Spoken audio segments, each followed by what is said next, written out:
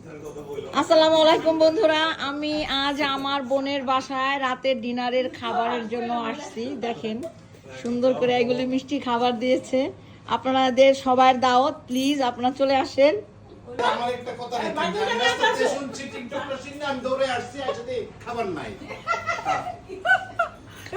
এই কথা বলে আমার ভিউয়ার্সদের আমি দাওয়াত দিলাম, তারা কি কইব? তাহলে বিহার থেকে বাড়ানোর জন্য আরে খাবার দিয়ে অনেক আছে, প্রচুর। আরো কে কে খাবেন আসেন আপনারা তাড়াতাড়ি।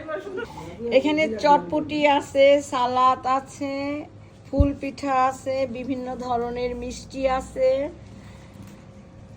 তরমুজ, তিরামিসু, কেক, জামাই কেক।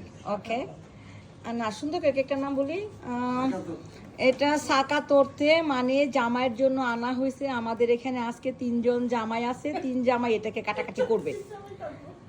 আর এখানে কাঁঠাল আছে, একদম বাংলাদেশে গাছের কাঁঠাল, আপার গাছের কাঁঠাল নিয়ে আসছে।